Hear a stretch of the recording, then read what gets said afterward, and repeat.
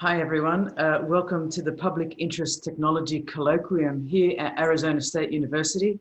My name is Katina Michael. I'm the Program Chair of the new Master of Science in Public Interest Technology, and we've got a fortnightly colloquium here that we think will draw crowds from across the world. This presentation is brought to you by the Society Policy Engineering Collective, the group that I direct here at ASU. It's brought to you by the IEEE, Society on the Social Implications of Technology, that is sponsoring an event, ISTAS 20 this year, among which our presenters today are either keynotes, invited speakers, or our local speakers. So thank you to IEEE. And of course, the School for the Future of Innovation in Society that's made all of this possible. Today we've got an incredible lineup. Our keynote is Athena Aktipis from the School of Psychology here at Arizona State University. I don't know if I've met someone as creative as this woman. I'm always struck by her incredible independence and cross-disciplinarity. And every time I visualize anything she's created, I say to myself, can it get more creative? Today she'll be talking to us about cooperation. Cooperation, think about that in the public interest. And I can't wait to hear what she's going to say to us in the context of COVID-19. We've then got a pre-record by whom I believe is an up-and-coming star in the field of business operations and management. That's Dr. Roba Abbas. Very rarely do I see someone with this kind of tenacity and understanding of theory, but its application to the real world. We've also got Nicole Stevenson, a principal consultant from Ground Up Consulting. And I love the name Ground Up. Every single colloquium, we're going to have someone from industry that intersects with government, intersects with consumers, intersects with other businesses. And that representative today is Nicole Stevenson. I'm very grateful to her giving up her time.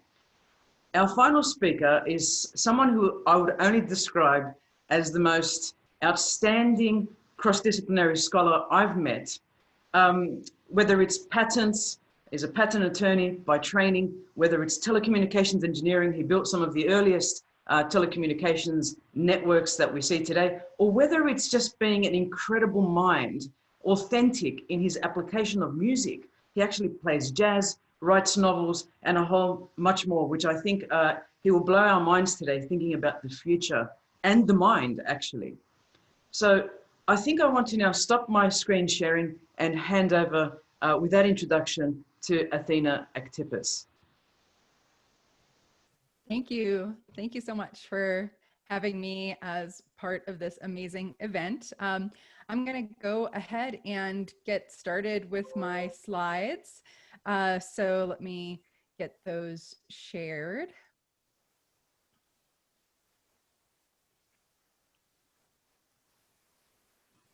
All right, can everybody see me and my slides? All right, so what I'm going to talk about today is looking at cooperation in the time of COVID, but through the lens of a broader project that I have called the Human Generosity Project, where we have looked at how humans in small scale societies help each other. So I'm going to kind of give you that big picture first, and then talk to you a little bit about the work that we have been doing to look at changes in cooperation and perceptions of interdependence and some other factors since the COVID pandemic began in March.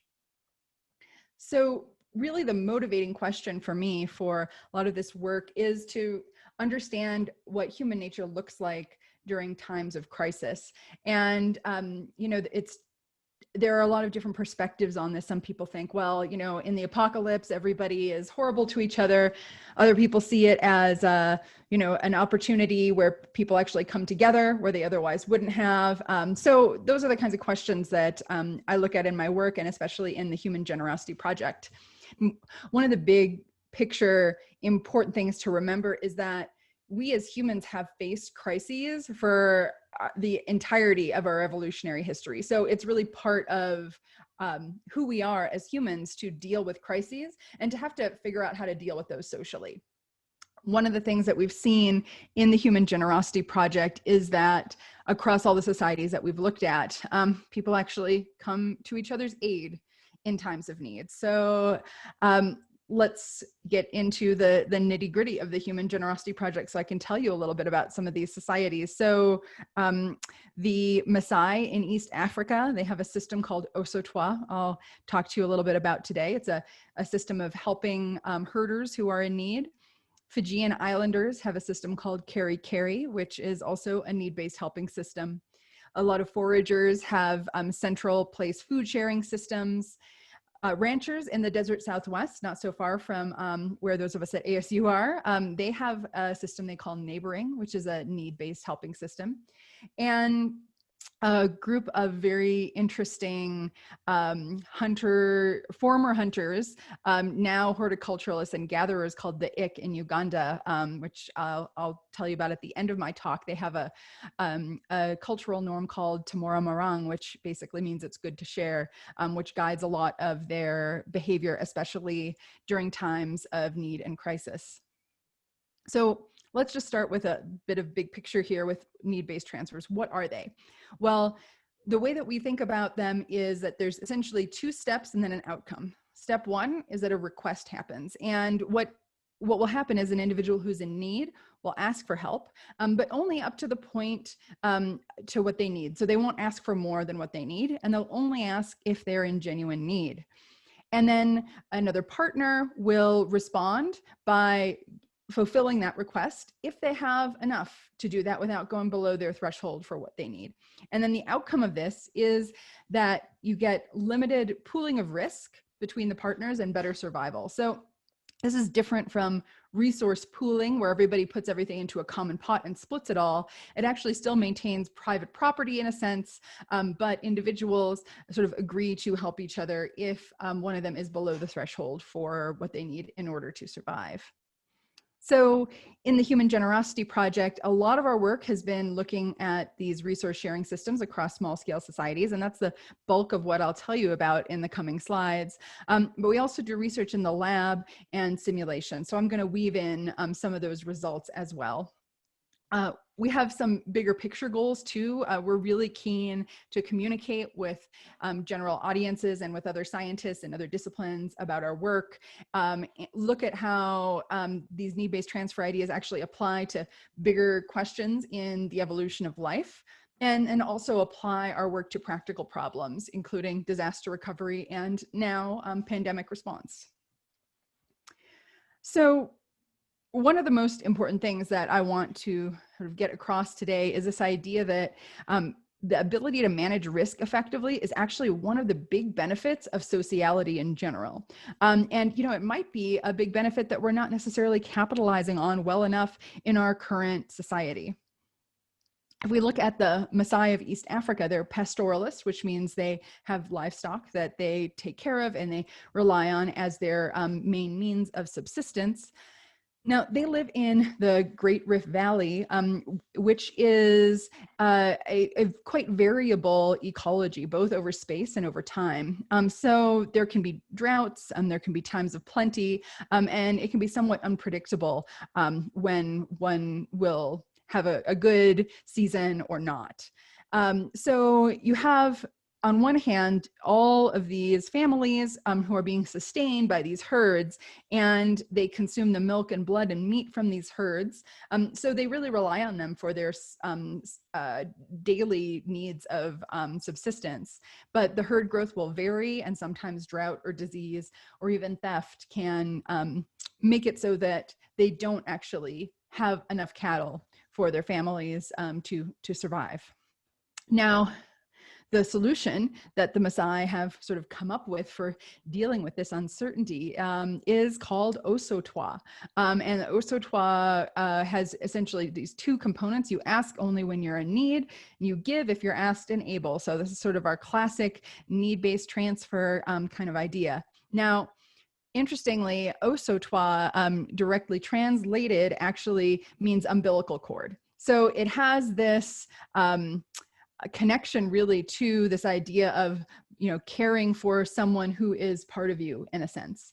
And with Osotwa, there's no expectation of a payment back. It's a gift that's given because the other person is in need and you have the ability to help.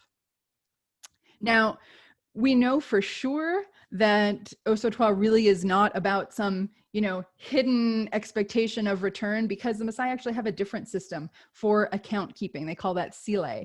And that will allow individuals to sort of borrow cows that they'll pay back. But if something happens within Osotoa, then it really is about just helping in times of need and not about repayment. Now, it does help develop a relationship, but that's a very different thing than necessarily developing some expectation that repayment will happen.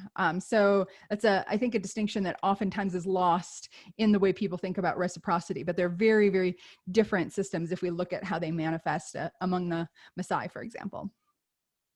So one of the things that I did was I created a model to look at the evolutionary viability of the strategy. Most important thing you need to know about this is essentially I programmed agents so that they had Osotoa partners and they were going through the realistic ecology that the Maasai go through, and they could ask for help and give help along these same kind of lines.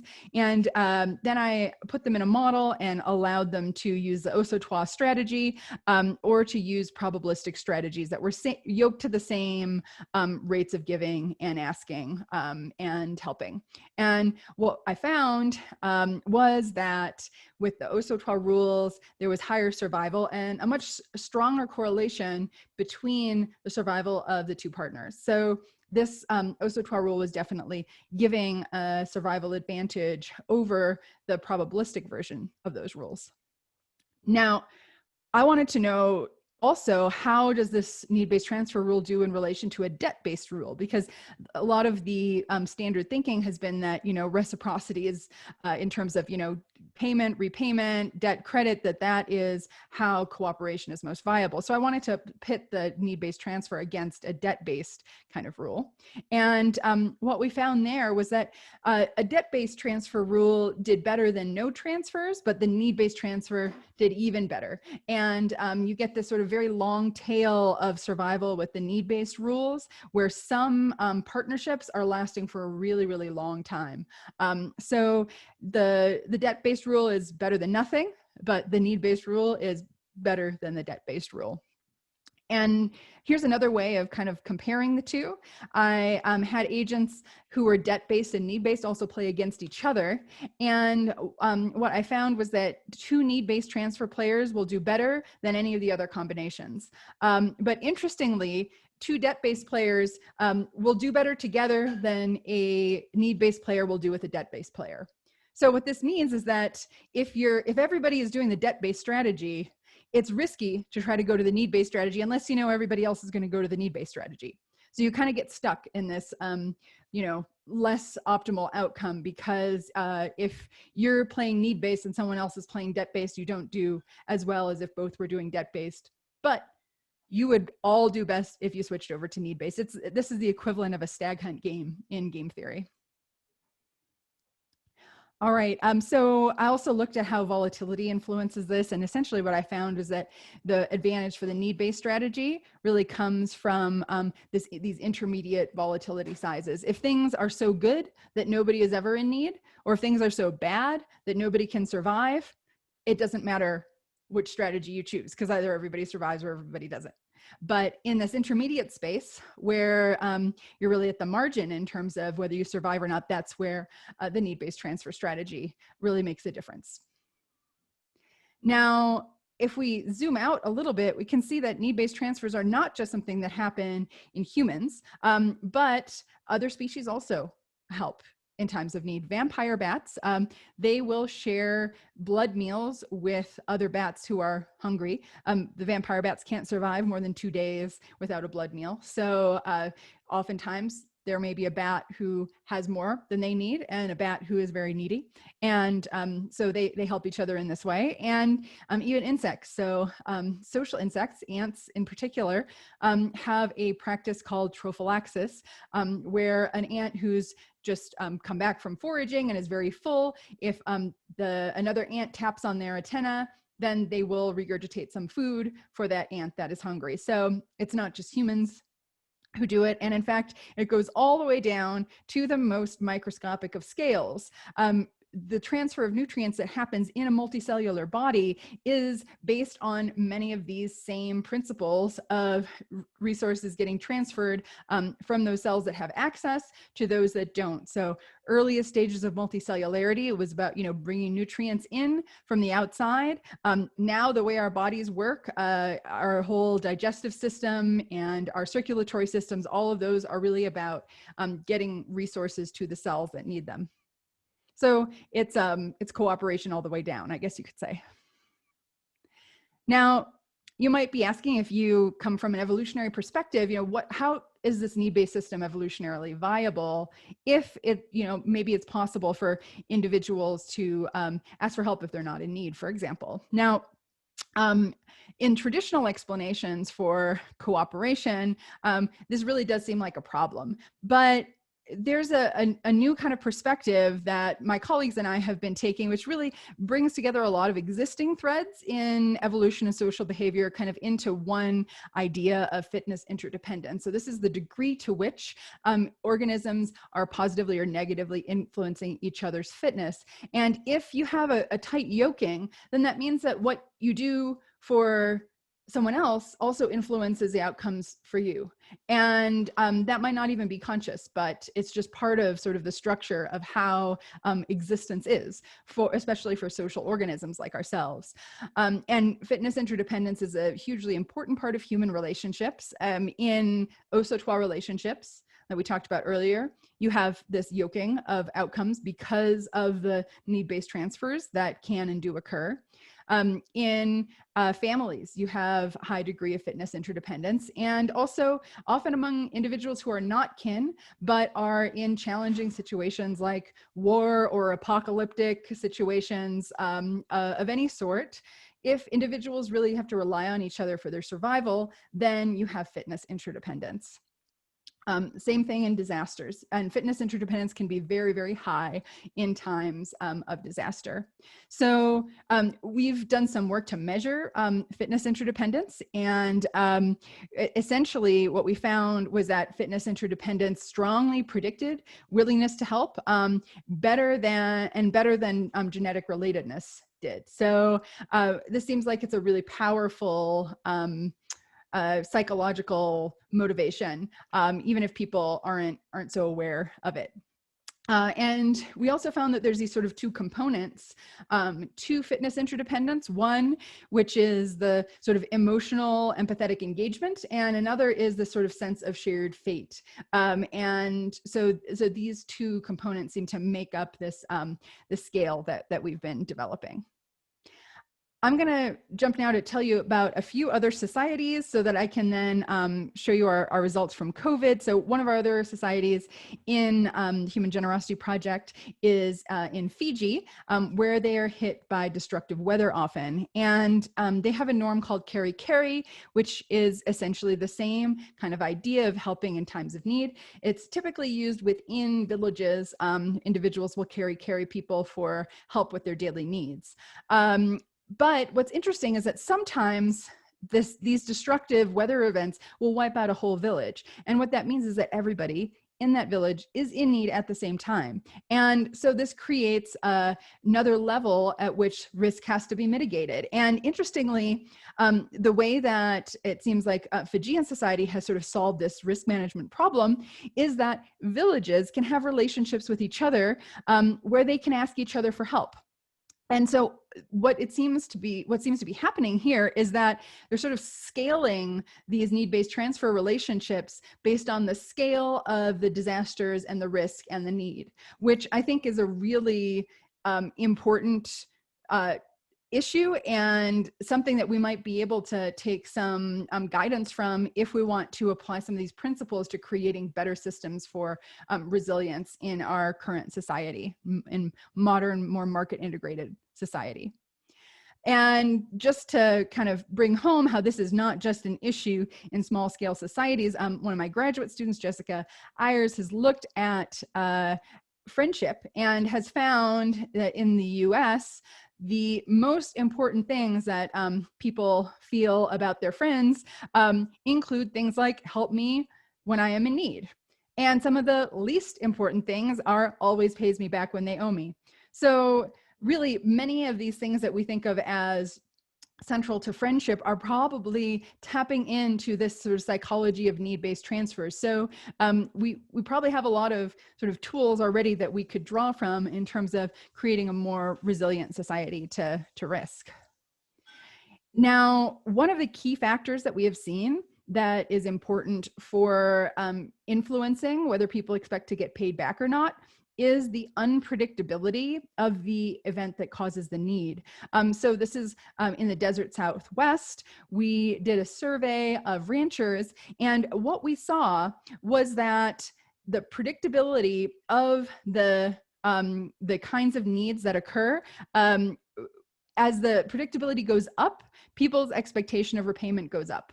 But for the things that are very unpredictable, like illness, death, and injury, people do not expect to get paid back for help that they give in those circumstances. So that suggests that really a lot of this sort of psychology of helping in times of need has to do with helping people to deal with the uncertain risks that life can present. And I want to offer that this could be an interesting way for us to kind of reconsider some aspects of insurance, because there are certain kinds of disasters that are just uninsurable because the likelihood that they will occur is unknown, and the scope of the damage that would occur if they did happen is unknown. So you cannot actually, you can't have an actuarial table to calculate what premiums people should be paying. But some elements of these need-based transfer systems might be able to help with that.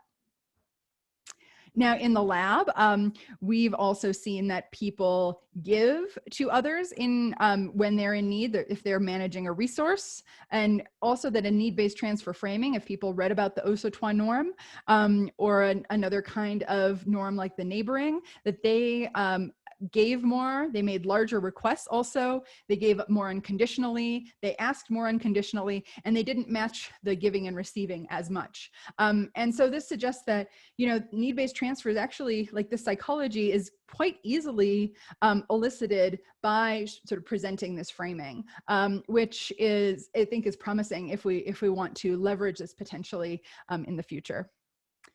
All right, and finally, in terms of our field sites, Catherine Townsend, an amazing postdoc on our project, did amazing field work with the IC in Uganda. Now, the IC are sort of infamous. If you took an anthropology class at any point in your life, you probably heard about them. Colin Turnbull wrote a book where he basically said that they were the worst people on earth, and this actually had a huge impact on many other books, and a lot of the sort of perception that people have of human nature. And Richard Dawkins even used them as an example in The Selfish Gene as a culture where their norms, their cultural ideas were so selfish that you know, they indicated that this was, you know, potentially one of the ways that human nature could manifest. So now it turns out that during the time that Colin Turnbull was there, it was a famine time, and this was because the Ik were forcibly settled. They had been hunters. They had been, you know, moving around with the herds, and they were put on really marginal land and not really given the tools that they would need or the supplies that they would need to survive. So it was a very difficult time. And now, well, actually, let me say a little bit more about this. When Catherine went there, it was very clear that this memory was still strong for people who had lived through it. And although Colin Turnbull acknowledged that this was going on, he nevertheless ascribed a lot of their behavior to their culture, saying that their culture was sort of, you know, promoting this this bad behavior. Now, Catherine, when she was there, she found that they had very, very strong sharing norms. If someone is eating food, they always invite others to come and eat with them. And they have this idea of tomorrow morang, it's good to share.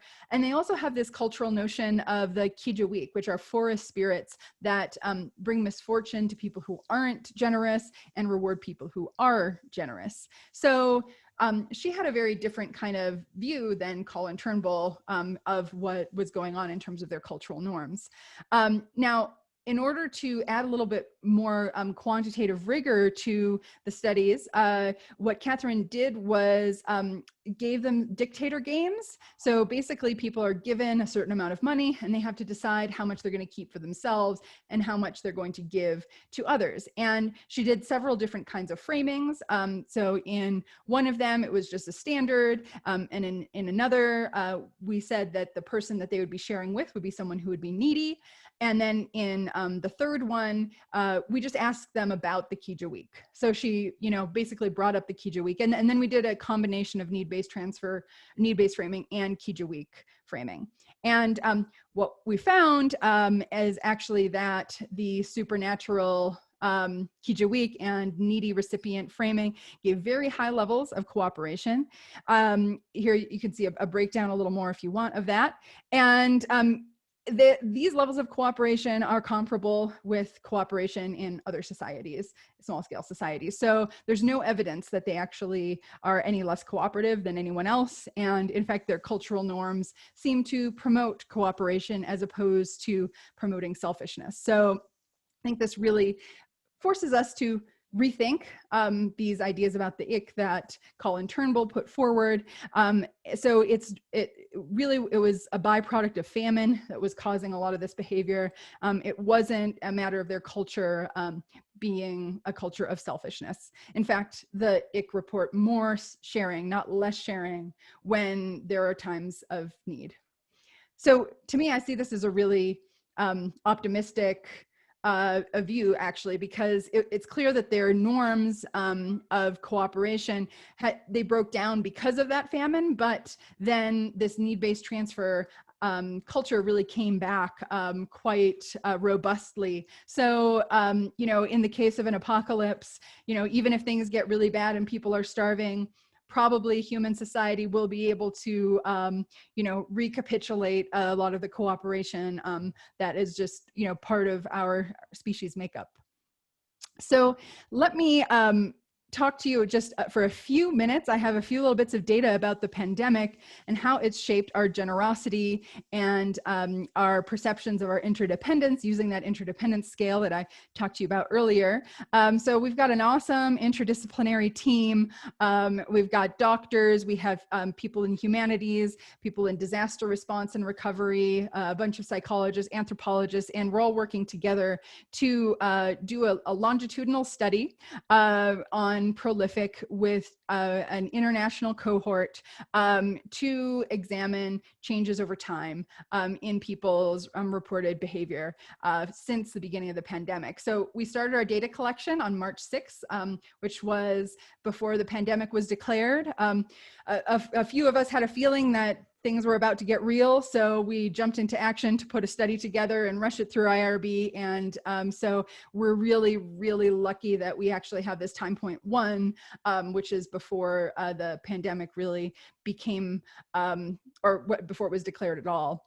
And we have data from a number of societies. Mostly these are more Western societies, because people in these, in Europe and in North America have more access to technology, and we ran this online.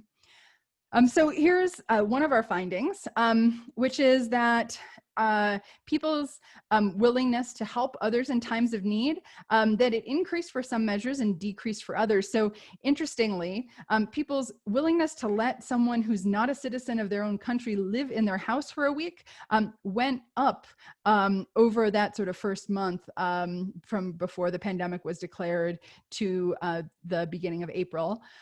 But their endorsement of this idea that helping people when they're in need is the right thing to do, the endorsement of that went down slightly. Now, we don't know if that's because maybe people were worried about interacting, right? This was when everything went into lockdown.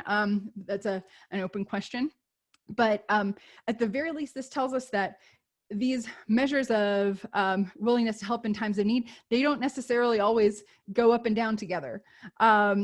Now, when it comes to interdependence, we saw a little more of a cohesive pattern here, where for most measures, it increased from the beginning of March to the beginning of April, that individuals felt like they would rise and fall together with all of humanity and with their neighborhood. And also they felt like when their neighborhood succeeded, they felt good. That went up over time. And here's a little wrinkle, though, or perhaps a suggestion of something deeper that's going on. When we broke down that, these interdependence measures with all of humanity by pre-existing medical condition, what we saw was that the changes, the sort of increase in interdependence over time, was being driven by people who had a pre-existing medical condition. So maybe people who felt like they were more vulnerable, and therefore they were more interdependent with all of humanity. So perhaps they had a greater awareness of that interdependence that's there because of that vulnerability. Our data collection is continuing. So I showed you just a tiny little piece of the beginning of that. We actually just completed our 14th time period. So we have about 6 months of data. We're also now looking at mask wearing and kind of thinking about mask wearing as an aspect of cooperation that is really important now to decrease the burden on everybody else. So we're looking at questions like, does mask wearing correlate with the number of social contacts? And I can tell you from our preliminary analyses that it looks like people who wear masks less also have more social contacts. So that is not necessarily the pattern that I wanted to find, but it does suggest that we might need to add some more subtlety to some of these epidemiological models because you have these very heterogeneous populations where some people might be taking many more risks than others. We also can get at this question of whether people's reports of mask wearing in their communities predicts lower death rates in those regions by matching up our data with data from the Johns Hopkins database. And our preliminary findings suggest that, it does look like in regions where there's more mask wearing, where people report there's more mask wearing around them, that the death rates, the cumulative death rates are actually somewhat lower. So this is sort of where we're going now. We have many other variables we're looking at, like I can also mention that one of the strongest correlates of mask wearing we found was orientedness to the future orientation. So people who think about the future more, discount the future less, are also more likely to wear masks. Just want to thank my lab when we could all be together. This is us at ASU, and also the many other people and organizations that have helped to support this research and make all of our projects happen. So thank you, and thank you all for your attention. Thank you so much, Athena. I'm wondering if you have time for a couple of questions. Sure. If anyone would like to unmute or raise their hand, we can go straight to you. I know I have many questions myself and many parallels. Is there anyone in the audience? Last week we were very chirpy. I'm hoping the same today.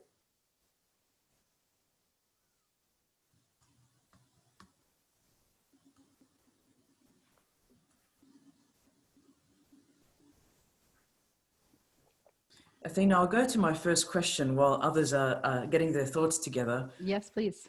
I'm just always shocked at your Ferris wheel, that wonderful diagram which shows cooperation. Could you flash to that, please, if possible? Sure. Because when I saw that presentation of yours, it literally changed the way I think about relationships. And I remember walking to your room to conduct another activity and was blown away by its simplicity, but its applicability as well. All right. Here is the Ferris wheel. Yeah. So the idea here is that you can be in the same cart, right? So Katina and I could both be in that cart at, number 12 together. So that means that if she goes up, I go up. If she goes down, I go down. So we're both in it together, and we should do whatever we can, right, to keep our cart high up. On the other hand, if she's in cart 3 and I'm in cart 9, now our interests are placed at odds with one another. And that would be like a zero-sum kind of situation from a game theoretic perspective, where I can only do better if she does worse and vice versa. Now there's many other possibilities, right? We could both be in the purple situation where we're somewhat aligned, but not entirely. Or we could, one of us could be in the Ferris wheel and the other could be on the ground, or we could be in totally different Ferris wheels, right? So there could be no correlation between what I do and what she does in terms of the outcomes for us. And you can really take any relationship with any other human or any other organism, or even maybe algorithms too, right? You could say, well, how does your well-being relate to the fitness of that algorithm? This is really quite a general framework that allows you to plug in many different people. You could even do it with groups, right? So how does my well-being tied to the well-being of my group or the institution that I'm a part of or my family? Yeah, it's a very general framework that that we think can be useful, and the items that we've developed as part of this scale are similarly general, where you can plug in lots of different kinds of entities here, right? Where you have X here, you could say when my partner succeeds, I feel good, or when my school succeeds, I feel good, or when my workplace or my country, or when all of humanity. So yeah, that's a brief return to the Ferris wheel. And Athena Actipus, I think that's what public interest is about. I think that's what you're talking about at its guts. If we use this almost as an approach to public interest technology, the PPE that you're looking at, the masks, the personal protective equipment, it's tech. The COVID apps, they're tech, yeah. And it's like, I think you've actually got the answer towards the beginning of us understanding what is this thing called public interest and how do we cooperate. We've got a question here from Toby Shuruf. Is it possible to transition from a non-needs-based transfer, social arrangement, to an NBT, to a needs-based transfer? Great question. So we have some hints of that in the modeling that I've done, where, what I found was that the need-based transfer situation, if both are playing need-based transfers, lower payoffs than both playing debt-based is lower payoffs than both playing need-based. And in order to go from a debt-based to a need-based, you have to solve the coordination problem, the game theoretic coordination problem, which is also called the stag hunt. And it turns out that the way that you do that in game theory is through coordinating so that you both move at the same time. Because if one of you moves before the other does, then the individual that did that movement is penalized, basically. So given that we know that from the models, and then given that we know from some of our experiments that it's actually very easy to get people to behave in a need-based transfer way by just telling them about au sautoir and telling them about ranchers sharing and helping each other in this way, it suggests that we might actually be able to fairly easily flip into a need-based transfer frame if we realize everybody else is also hearing that message, that that's what we're doing now, because ultimately everybody will do better in that frame. Now, there's one caveat, which is that, of course, it is possible to cheat in need-based transfers. We've done some work actually looking at to what extent do people sort of monitor for cheating in need-based transfers. And it looks like people do some of that.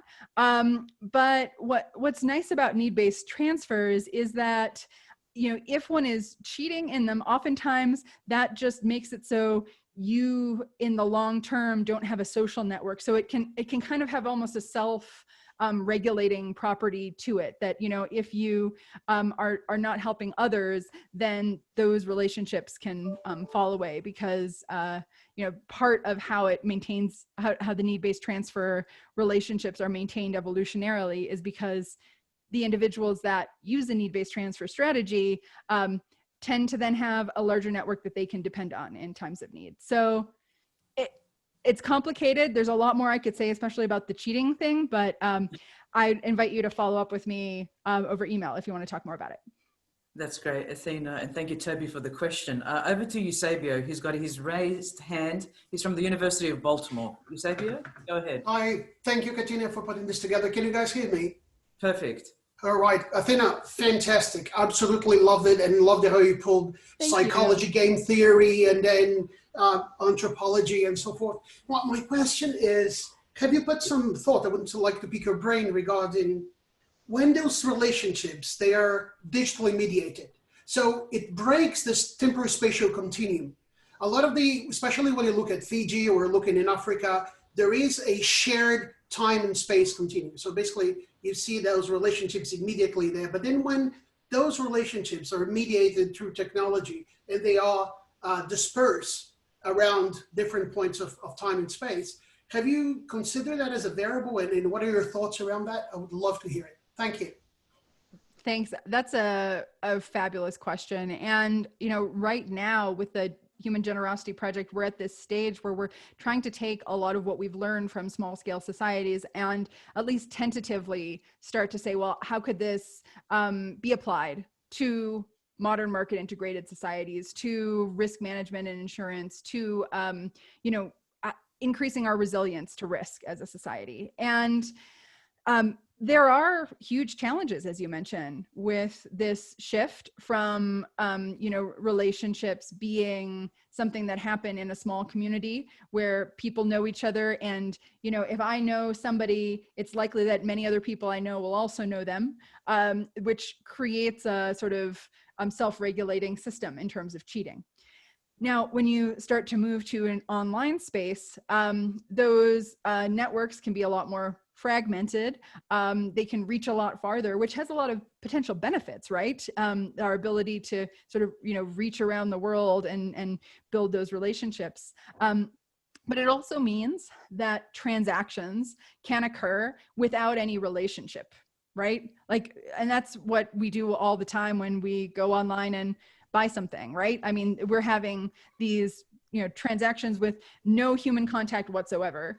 And sort of once you start, you know, building this world where transactions are happening without any relationship, I think it's very, very hard to have a reliable need-based transfer system. Now, there's trade-offs though, right? Because the efficiency of the market system is great for, you know, having lots of transactions happen with low friction. But in order to have, I think, the trust that is needed for a need-based transfer system, there have to be, you know, those relationships really underlying those transfers. So, you know, how do we get the benefits of both today, I think is a really interesting question, a really important question. And I think, you know, if we can effectively say, okay, you know, these domains, this is where we need need-based transfer systems. In these domains, this is where we need the debt-based systems, kind of like the Maasai have done, where they have Osotwa and they have Sile. But really, you know, if we can figure out how to formalize Osotwa so that it can also translate into digital relationships where we think that those will be viable. I think that that would be an amazing way to not just improve our ability to deal with risk, but also make us feel like we have more of a safety net, which in itself can be a really, really important thing for us as humans, you know, to know that, well, you know, somebody will be there for us if we're in need. Fantastic, Athena, thank you. Thank you, Sabia. We have a comment on that very point by Michael Sim on the, if we're aware of the app Olio, which is a distributed platform for sharing food and other products that would otherwise be wasted. Do you have any thoughts on distributed sharing platforms? I think those kinds of apps are awesome. And there are a lot of online platforms that people used during the pandemic to share and to help. And one of our hopes actually is that we will be able to study some of these transactions, some of these transfers that happened on apps to see how things changed from before the pandemic, during the pandemic, and you know, as hopefully we'll, you know, recover as we start to get a scientific grip on what's going on. So I think there's, I will say one caveat though about these online sharing platforms, which is kind of going to the previous question, when you have these online situations where you don't necessarily have relationships, there is the possibility of exploitation, right? And there have been some, really horrific examples of cons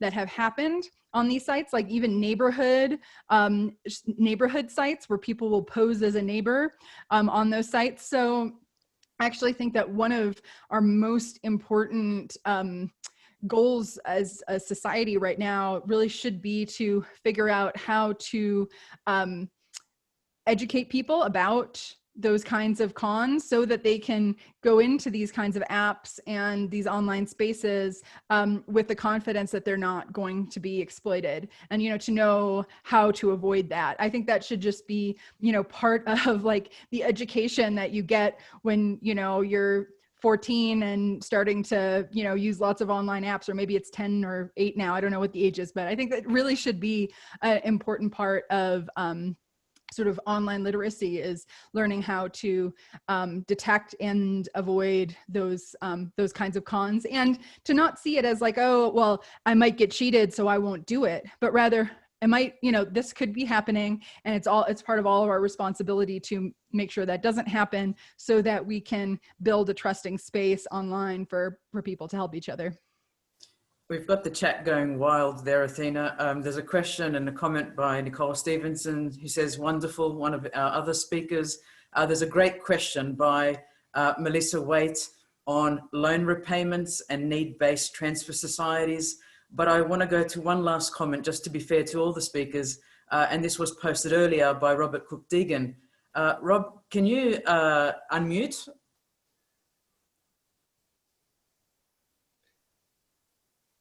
Yeah, Athena, I just wanted to say I'm always amazed by the breadth of your interests and how lively and integrated it all seems, and it's so much to keep in track. But I'm about 2/3 of the way through your book, The Cheating Cell, and I was thinking if you could tell us how you're thinking about human societies is influencing your thinking about these collections of cells within the body, and maybe even extrapolating that to what happens when something called a pathogen encounters something called an immune system, and how you're thinking about that and how it relates to the stuff you talked about today. Sure. Yeah, so my work really spans from looking at human societies to looking at cellular society. So each of us is made of about 30 trillion cells that are cooperating and coordinating their behavior every millisecond so that we can do all the things that we do. And I see cancer really as what happens when that multicellular cooperation breaks down. So I talk about cancer as a cellular cheater because it proliferates when it shouldn't.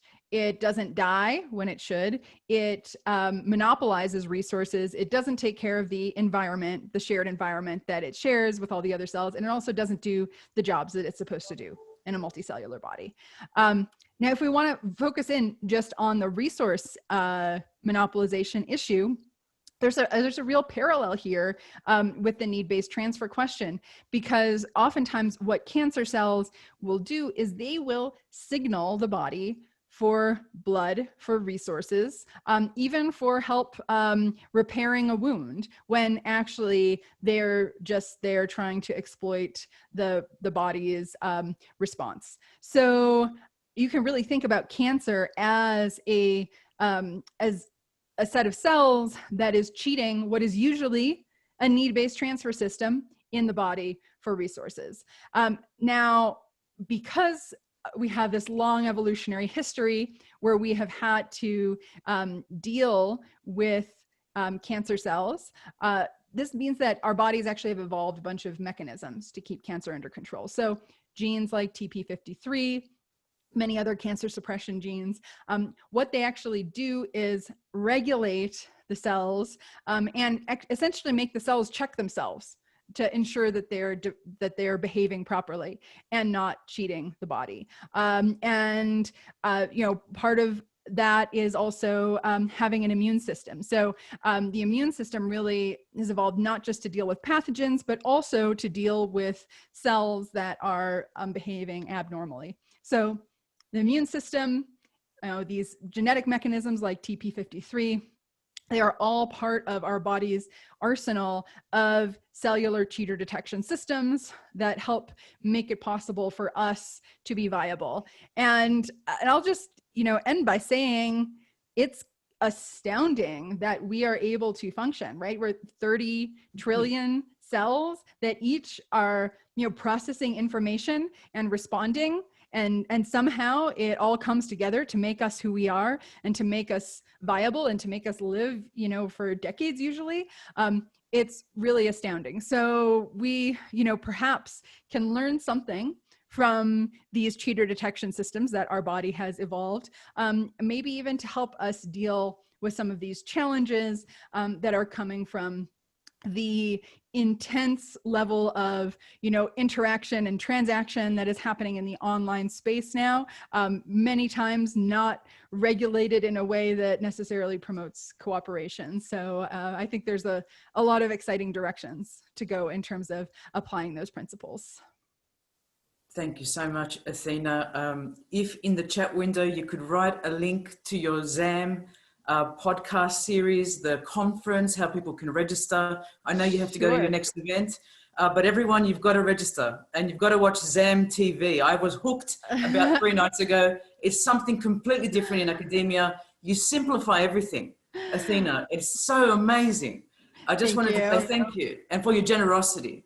My pleasure. All right, so I'm putting these in. So ZAM, it's zombiemed.org, that's the conference. Channel Z is the channel it's like a television channel in the zombie apocalypse. It's also the way that most of the ZAM meeting is going to be taking place is through this channel. We have all sorts of fun shows. And then the podcast is Zombified. I will put that in here too. So, and if you have any questions about it, any of these things, feel free to send me an email. And you can register for ZAM at zombify.org. And on Channel Z, you can check out our videos right on there. So, and just a warning, I'm zombified. I just want to listen to you even more. So I'll thank Athena and move on now to Dr. Roba Abbas, who takes Athena's public interest stuff, if that makes sense, and places it in a contextual application within co-design. How do you do that? How do you build public interest technologies? And one of the areas Dr. Abbas looks at is cooperative inquiry as an approach. And I'm going to switch to her video now, and we'll take off in a moment. This talk at the Public Interest Technology Colloquium. I was very fortunate to be present at the launch of this seminar series and feel just as fortunate today to be presenting alongside a range of wonderful speakers. So I'd like to thank Professor Katina Michael and the ASU team for this opportunity. My name is Roba Abbas and I'm a lecturer in the Faculty of Business and Law at the University of Wollongong. And my short seminar today will be focused on co-designing in the public interest. I'll specifically be looking at an overview of theories and methodological underpinnings that allow us to appreciate the complexities surrounding co-designing in the public interest and the configurations associated with specific co-design efforts. Now, necessarily, our discussion must commence with the theoretical underpinnings and the significant methodological developments that allow us to appreciate co-design as a specific philosophy within the technology design and development domain. So starting our discussion with systems and open systems theory allows us or provides us with a lens by which we can view our body of interest or our co-design effort. When we think about open systems more specifically, we gain an appreciation of the environment that our specific system has to be receptive to and that is influenced by. And additionally, we look at feedback loops and mechanisms as being really necessary components to define how we control the system and how we iterate and redesign, for instance. Now, a systems basis provides us with an additional awareness and recognition of the complexities associated with a range of components working together to serve a common objective. Traditional systems notions and technology design efforts were focused around technology. Now, if we look at further refining our scope of discussion, we can look to socio-technical systems theory to further refine and define our lens as being comprised of not only the technical, but also an appreciation of the social elements or subsystems, as they're called in socio-technical systems theory. This recognition of the social and technical working together to achieve a common interest, or at least to appreciate common and potentially competing interests, is very powerful when we think about the shift to human-computer interaction, or the way that humans actually respond to, in the initial instance, computer-based systems. And now this field is actually defined by interaction and engagement with complex socio-technical structures and systems.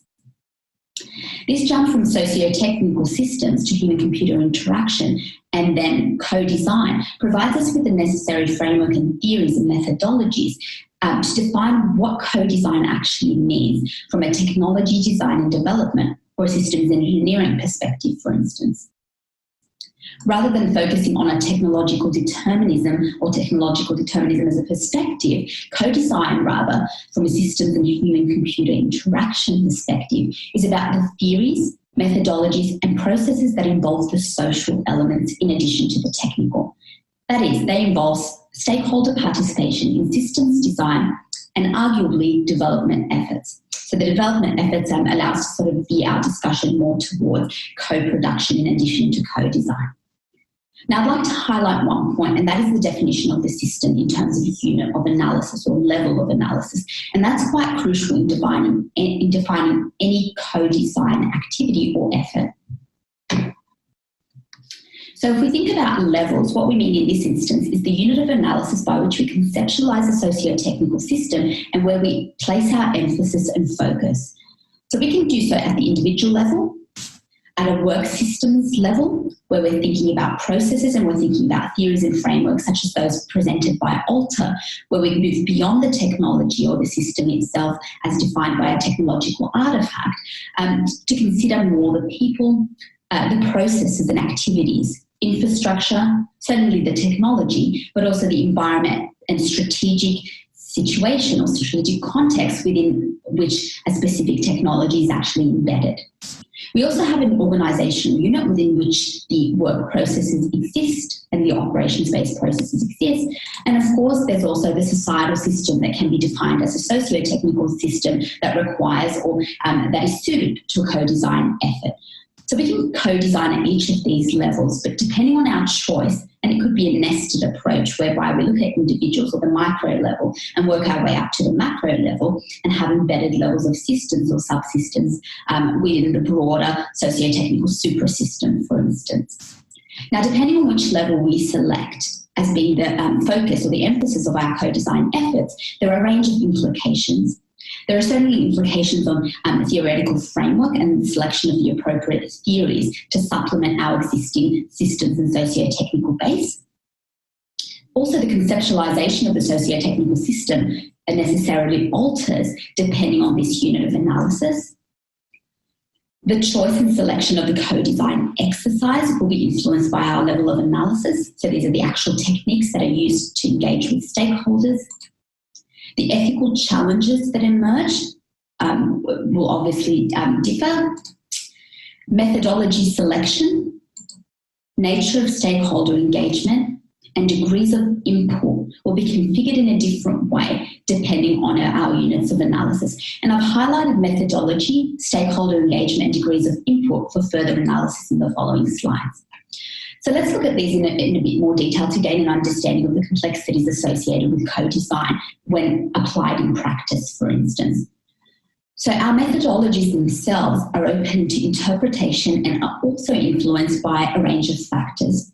These factors can include the context within which a system operates, regardless or irrespective of level of analysis, the application area, the actual definition of the socio-technical system or its initial conceptualisation and what we define to be the scope and boundaries of that system, and the purpose of the design exercise. And we know that the purpose of our initial objectives of a system will differ depending on the overall goal of a specific socio-technical design effort. Stakeholders themselves also merit additional consideration. So we can think of stakeholder types, for instance, and the categories that exist within. The nature of interest in the system and the design exercise, so that stakeholders have a legitimate interest in a specific system. Being able to define and accurately represent those interests in order to account for them in design efforts is crucial. And last but most definitely not least is the degrees of input. So we can think of stakeholders as assuming a range of roles, and this is adapted from work conducted 2 years ago as part of a co-design effort with my colleagues at the University of Wollongong. And we define stakeholder categories based on some work conducted in the late 90s and early 2000s by Druin et al. We define certain stakeholder categories that allow us to define degrees of input, and this is crucial when we're discussing configurations around socio-technical co-design efforts. So we have observer right through to design partner. And this ranges, or these roles range from limited degrees of input right through to continual and very intimate and close engagements with co-design partners or stakeholders. So irrespective of a stakeholder, we can have a limited or non-existent connection with them, where they're purely observing the co-design exercise. It could be in a user-based scenario where there is limited engagement, and this tends to involve the testing of an existing or a commercial technology or system, for example, in the hope of informing future iterations. You have a somewhat limited degree of input or a moderate degree of input when we start to think about the tester, and that involves usually the evaluation of prototypes as part of the co-design engagement. You have informant, which tends to be more on the moderate to high side in terms of, or increased side in terms of degrees of input, and that is where co-design partners or stakeholders are quite influential in the early stages of co-design effort, for example, or in the preliminary design process. And then you have the co-design partnership, which is really characterised by this continual degree or of input, where stakeholders are almost on a level playing field with the actual systems designers and developers, and assume a very active role in the design process. And this is really the highest degree of engagement. Now, the reason why this is mentioned is I'd like to show you a number of real-world examples that demonstrate the way in which co-design manifests itself in a real-world scenario, but also allows us to appreciate the complexities with co-designing in the public interest. So in this initial instance here, this is an example of a co-design methodology from a conceptual perspective that allows for co-design theories and methodologies to be embedded within existing engineering design and development efforts. So I won't spend too much time discussing this point because I'd like to focus on another example, but we've also engaged in some work to actually pinpoint the changing or morphing nature of human-computer interaction as a field and what that might require in terms of participation. And that's the work we're largely involved in at the moment. But the example that I'd like to highlight in order to demonstrate this complexity that is inherent in co-design processes is this specific example, which is part of work that we conducted as part of the University of Wollongong Global Challenges project that involved a co-design partnership with children in a stakeholder-inclusive methodological and socio-technical manner. So we defined stakeholders of interest that we wanted to capture perspectives of, and we also reviewed theory and methodological developments in the co-design space that would be appropriate to the engagement of primarily children and then educators and other stakeholder types. And I'd like to present you with this notion of configurations and complexities based on that example. So if we look at methodologies, stakeholder types, and the roles that specific stakeholder types might assume, it gives us a sense of appreciation around the actual configurations that are possible and the complexities that stem from these configurations. So after reviewing a range of methodologies as part of that case study that I mentioned on the earlier slide, we looked at cooperative inquiry, contextual inquiry, consensus participation, participatory design, and cooperative designs as sort of subsets to co-design as a broad umbrella term. And we actually came to the conclusion, based on our research, that cooperative inquiry was best suited to the stakeholder category of children. Now, in terms of the way we configured our co-design techniques and implementation, we went for a complete design partnership that was really characterised by that continual degrees of engagement, because we wanted to capture the perspectives of children within the 3 to 5 year age bracket. Now, the selection of this specific configuration inevitably influences the techniques by which we actually engage with participants and the way we configure and we assemble our co-design activity. Now, this is just for one stakeholder type. Now, you can imagine the more stakeholders we add, so too does the complexity increase where co-design efforts and initiatives are concerned. Now, what does this tell us, just to sort of wrap up this discussion in terms of co-designing in the public interest?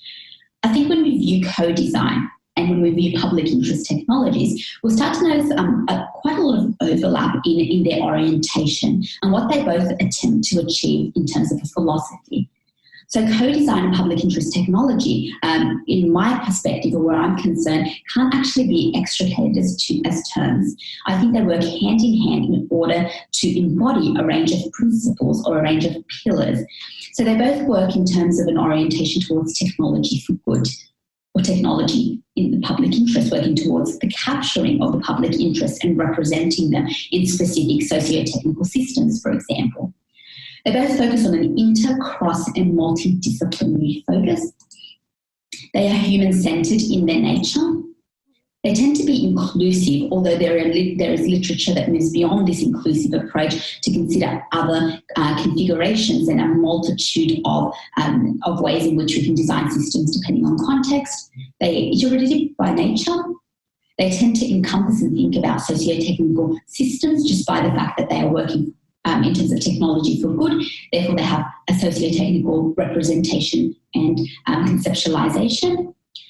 They're about social impact and implications. They also allow for ethics and ethical alignment and the embedding of ethical principles within traditional either engineering or technology-based design and development efforts.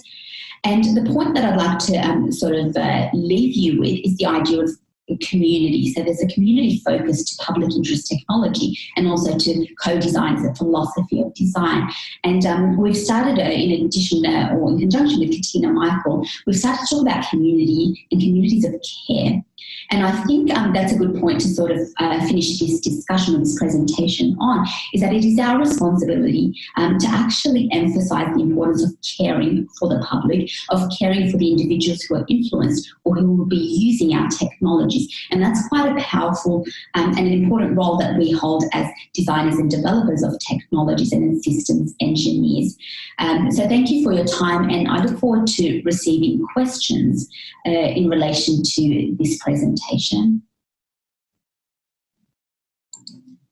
I've got a number of questions that have been posed that I'd just like to address now, and these have emerged in a range of forums recently. So there's a lot of terms that commence with co that I think sometimes are often confused or selected in specific scenarios. So I've been asked this question several times recently: why co-design and not co-production?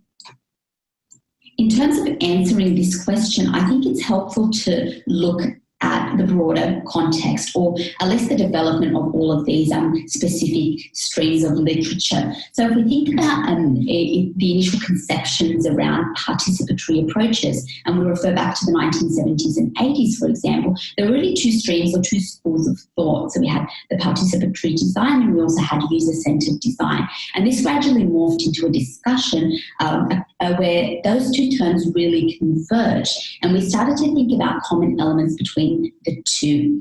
Now, currently, when we think about co-design, we can view it as sitting beneath a broad umbrella term, which is co-creation. And co-creation really encompasses not only co-design, but co-production. So when we think about whether we select co-design versus co-production, sort of the way I'm thinking about it at the moment is I think that co-design is the precursor for co-production. Therefore, our efforts really need to be focused on getting the co-design efforts right before we can proceed to co-production, which really extends beyond the actual design process to encompassing stakeholders in the actual delivery of initially a service, but also a technological product in this instance.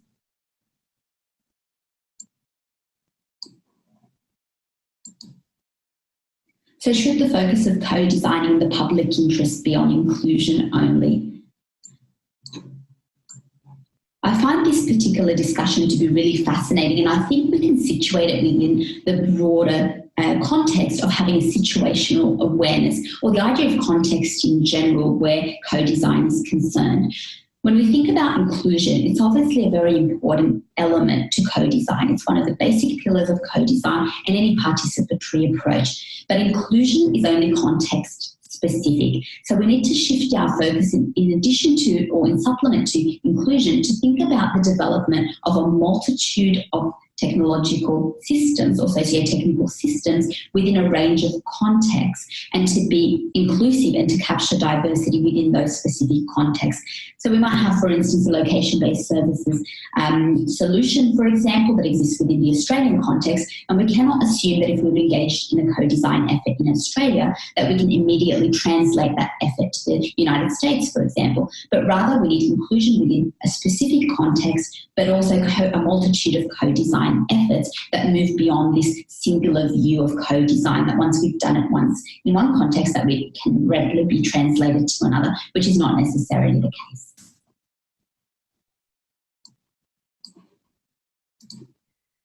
Thank you for your time and for this opportunity to deliver my talk today, and I look forward to feedback and to an ongoing discussion as to the value of co-design and to socio-technical and public interest technology discussions in general. Thank you. Thank you very much, Dr. Roba Abbas from the University of Wollongong. As you can see, we had an emphasis on cooperation with the first speaker, our keynote, Athena Ktipis. We've seen Roba now talk about the implementation of and methodologies, as in co-design using cooperative inquiry. Now we're going to hear from Nicole Stevenson on when that co-design or cooperation doesn't happen, what's the result? So over to you, Nicole. Thank you. Katina, thank you so much for having me here today. This is an exceptional event. I'm having the best time sitting back having like my third cup of coffee because it's still pretty early here in Brisbane. But I'm delighted to be involved and to be able to speak to everyone today about privacy is my particular area of expertise, but in the context of public interest technologies, it's actually so exciting and a breath of fresh air to talk in a forum like this, because normally I'm talking about things like compliance, right? And managing obligations that are set out in law from an organizational or government perspective. So I'm just going to share my screen with you all now, and please do let me know when you are able to see that, Katina. I can see that, and it's in the right view. Wonderful, thank you. So as I was saying, I often talk about privacy in the context of compliance, right? How do we manage personal information in accordance with the law? And that seems to be the way that privacy tends to be understood, particularly in terms of industry or government. And I often say to people when I'm defining privacy, now wait a minute, it's not just about protecting personal information in accordance with the law. It's also about observing what we understand to be community expectations in relation to what happens to their personal information. And those expectations they're founded in our civil liberties, right? Our right to be let alone and our right to be free from intrusion into our private lives. And it's really important to keep this in mind as we're thinking about technology, because the worry I have is that we are globally on the wrong trajectory. That's why I most appreciate being here today, because, hopefully I have some insight to lend to the discussion. Now, I want to talk about where we are. We are smack bang in the middle of the fourth industrial revolution, right? We have connections and interconnections in our society like we have never seen before, not just socially, but between governments, connections economically. These are really interesting, challenging, exciting, scary times, all kind of wrapped into one. And data, including the personal information of you and of me, is a staple across this new interconnected society that we're living in now. Socially, economically, politically, everyone's concerned about the data, right? What data can we get? How much data can we get? How do we add the data to the data? It just goes on and on and on. It's almost like this self-perpetuating machine at this point, which I find, again, interesting, but also scary. Technology here is outpacing our regulation. And this has given rise to some uncomfortable realities from a privacy perspective. First, the giants rule.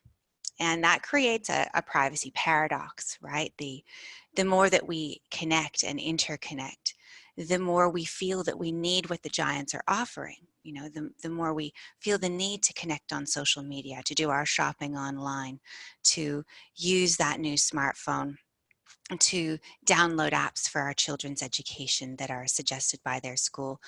It creates a privacy paradox, right? Where on one hand, we understand our need to be free from intrusion, but oh, we really want the thing. We really want to be engaged in the thing. So often we bypass what we understand to be our feelings or our needs in relation to privacy in order to achieve that objective that the giants are offering to us. It's also given rise to surveillance capitalism. And I know I don't have time to go into these really heavy topics today, but suffice to say that surveillance capitalism is the notion that in observing a community, in observing people, in observing you and me, there's an opportunity to make money. And let me assure you, the people making the money are not you and me. It's not those that the data is about that are making money. It's the people who are gathering that data and then supplying it out to others. There's also the concept of uberveillance, which I'm sure some of you listening today are aware of in terms of the relatively new noun that it is. This is the idea that observation of the community of people is growing, right? The opportunities to watch us, to track us, to trace us. It's not just something that's happening from around us or above us. It's now happening on us in terms of wearables and other devices, and also in us, you know, for example, say pacemakers or some other kind of implant. But it's not just that, it's the idea that by surveilling from all different vantage points, including from within a person, there is an opportunity to have so much more control over that individual and the way that they operate in society. Also within the fourth industrial revolution, we have an increasing landscape of privacy threats and harms.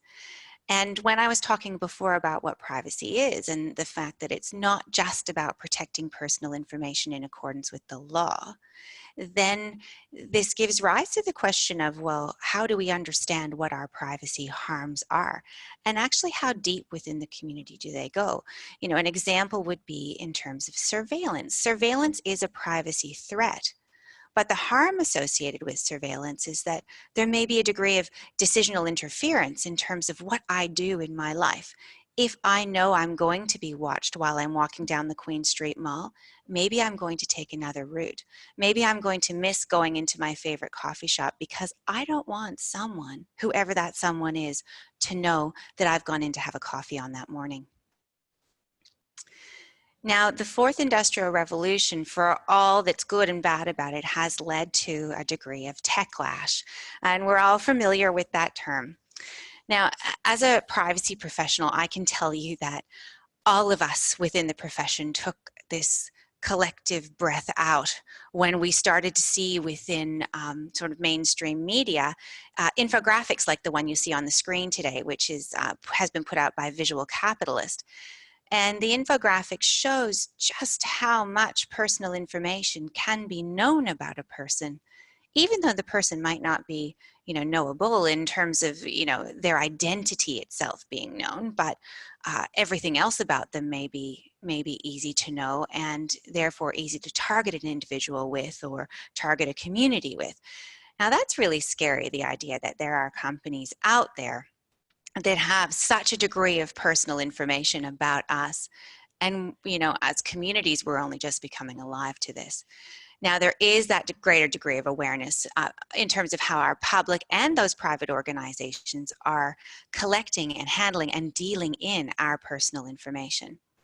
And this has created a trust problem. And we only have to look to the Facebook and Cambridge Analytica scandal of recent days to know what happens when people realize that they've been duped or when they feel that something dishonest has happened in terms of their personal information. So what we have now is a growing community distrust of our technologies and the purveyors of them, especially where those technologies are deployed by governments. We have an aliveness within the community to this notion that nothing's free. You know, it's that whole adage that if something's free, well, it's not the product, you are. There's also a degree of suspicion and fear and conjecture within the community, starting to become aware of the fact that there's a trade-off greater than may seem when one reads the terms and conditions before logging on to a particular platform, or when one enters into a contract for some other kinds of goods or services. What's great, though, is that this has led then to this wonderful, almost relief-giving philosophical pause where we're talking now as governments, as academics, as you know, professionals in this space about public interest technologies, and the fact that the technologies themselves may be public interest technologies, but there's such a public interest in having these technologies from a privacy perspective. The technologies bring with them the premise that tech can address social needs and challenges in our society.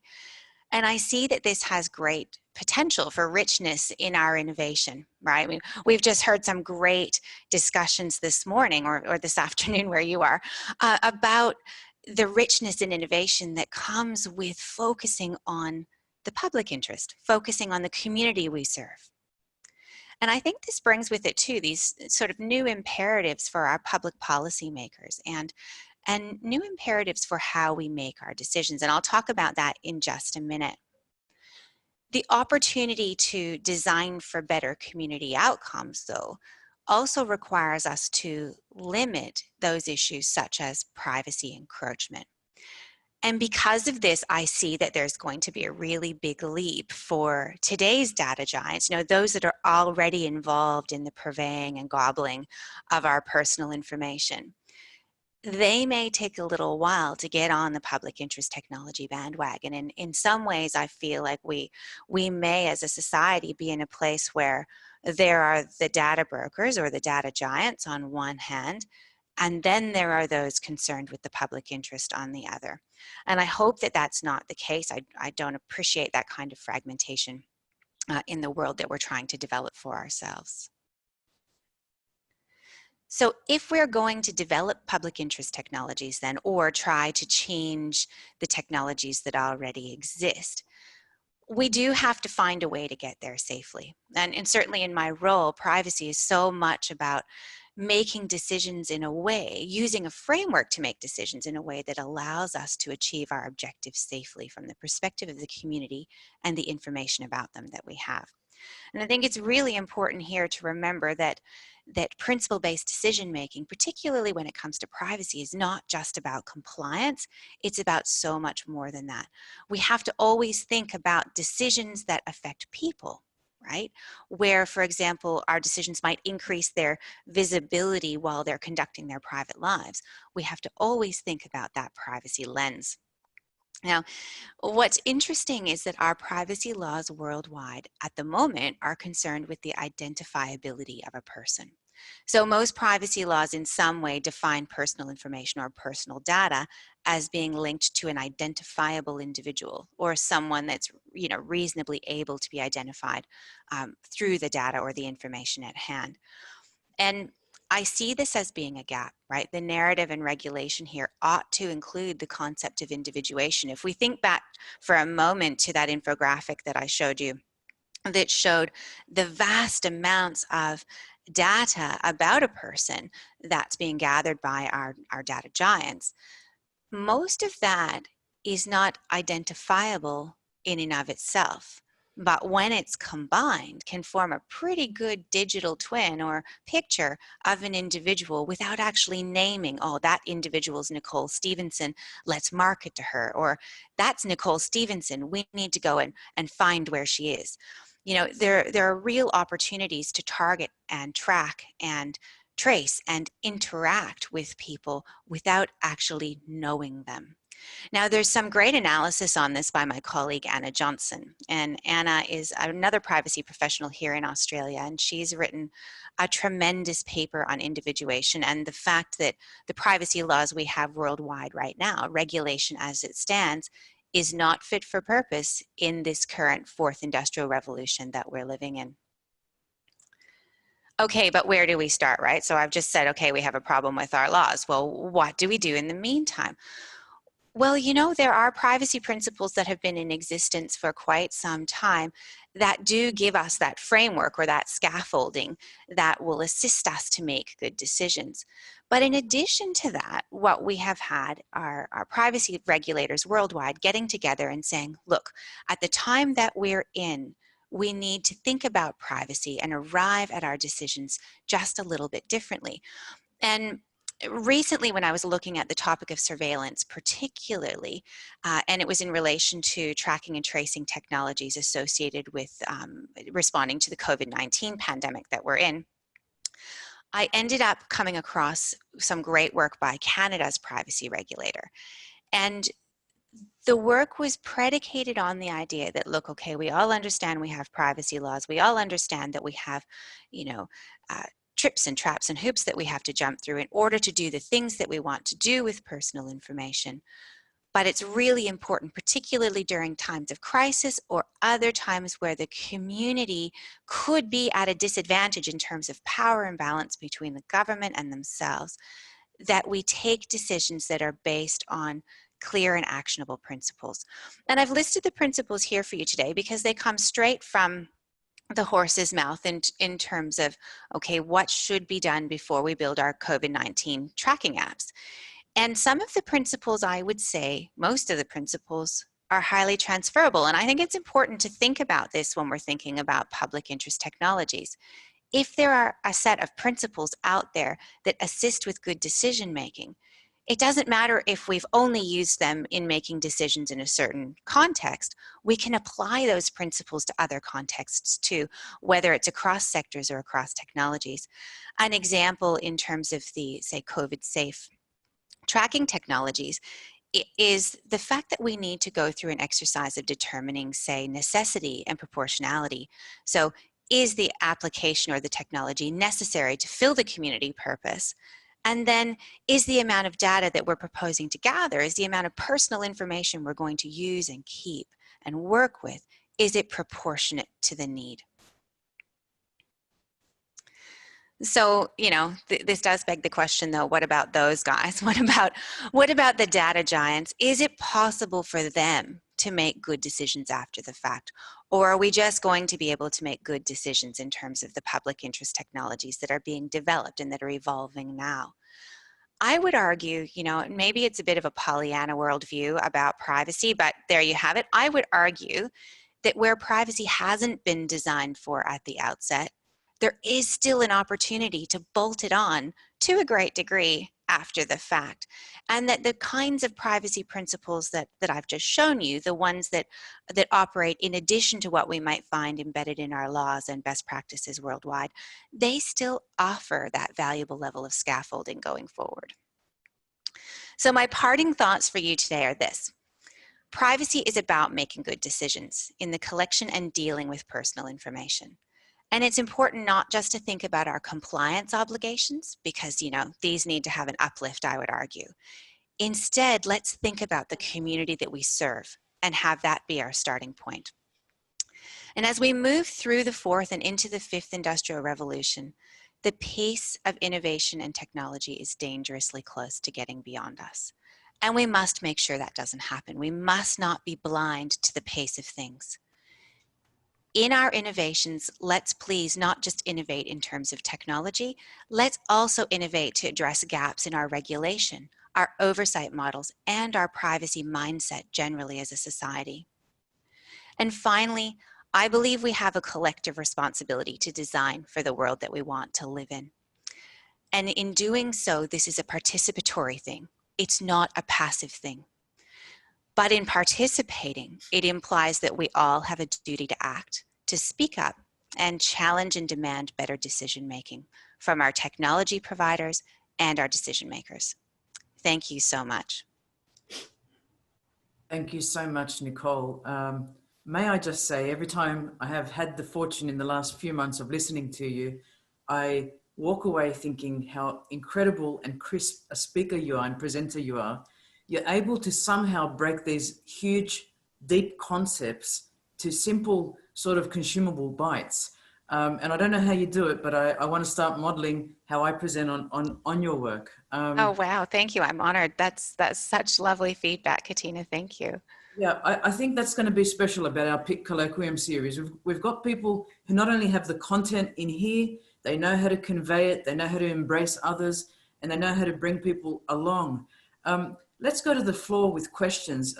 Please feel free to unmute and ask Nicole. She's one of many wonderful Australian privacy consultants and security consultants. Anna Johnson, another that you mentioned, and so many of our broader network. But could we go to the floor and open for questions?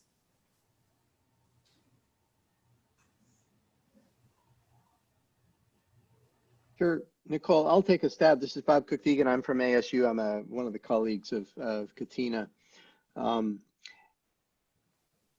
I'm struggling with a community that discovered after Cambridge Analytica that they have all sorts of personal sites on Facebook and through Twitter that are, you know, in our little community of people who are at inherited risk of cancer. That's their community defining feature.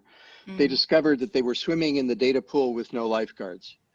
And when they alerted the purveyors of those services that are providing an incredibly valuable service for them of finding each other, which is very hard to do otherwise, and creating a kind of an online community that is a community, they realized, oh my gosh, we're taking risks that they've actually kind of lied to us about, frankly.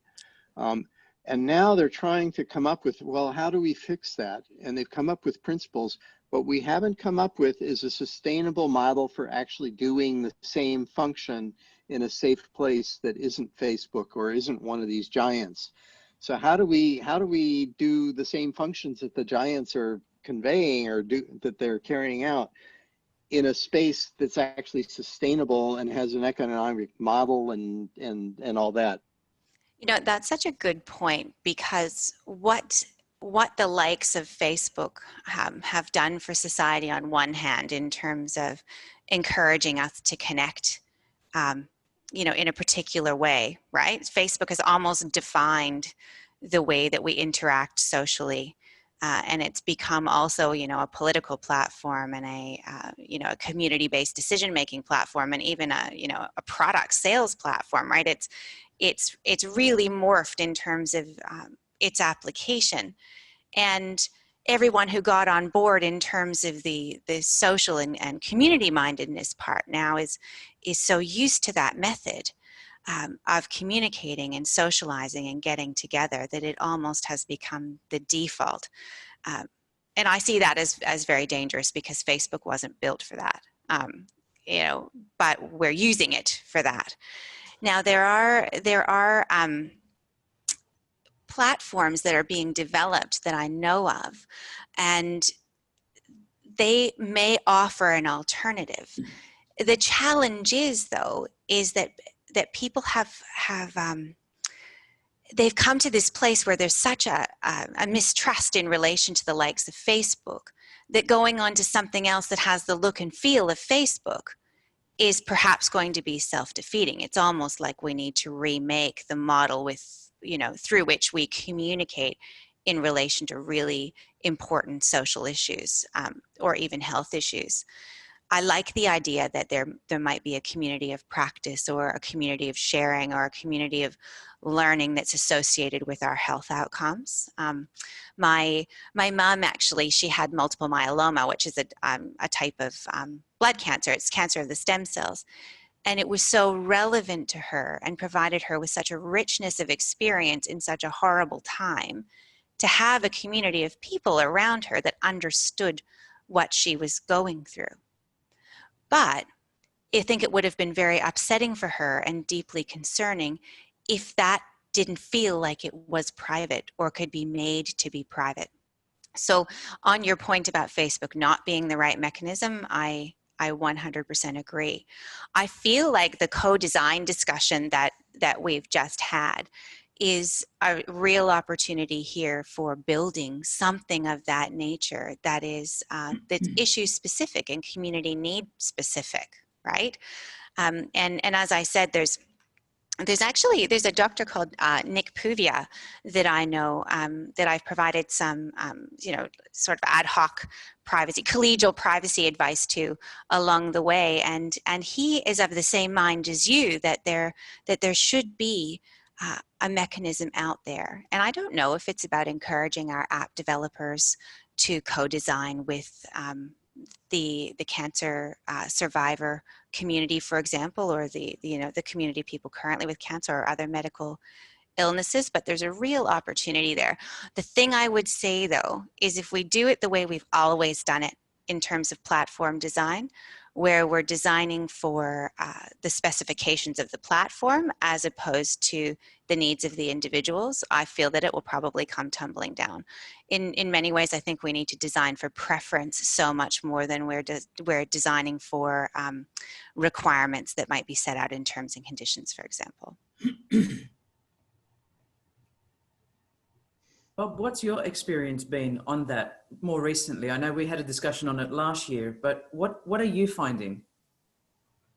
Well, so what we found in our groups is they've been struggling now for 2 years. We actually came up with a set of principles and rules, and we think we could get it to work, but all the funding streams are national level or they're connected to companies, and there's really nobody who's taking responsibility. It's because these things were free, and they turned out to be incredibly valuable organic things that people incorporated into their lives, but they depended on these moderators who are spending full time of their lives as communication nodes in an incredibly valuable network, but they aren't paid. And there's no sustainable model that doesn't rely on some output at the back end that's kind of secret and scurrilous, that pays for the good stuff at the front end. And we haven't discovered any funding stream to pay for the governance or to allow us to buy access to a platform or anything like that. It's a work in progress, and it's actually quite frustrating because we thought we've got the technical chops to solve this problem. What we don't have is a funding stream and a stable infrastructure that would allow us to move people off of Facebook while keeping bridges to the Facebook, because that's where everybody's going to find each other in the first place forever now, or at least for the foreseeable future. So it's really frustrating. We don't have a solution.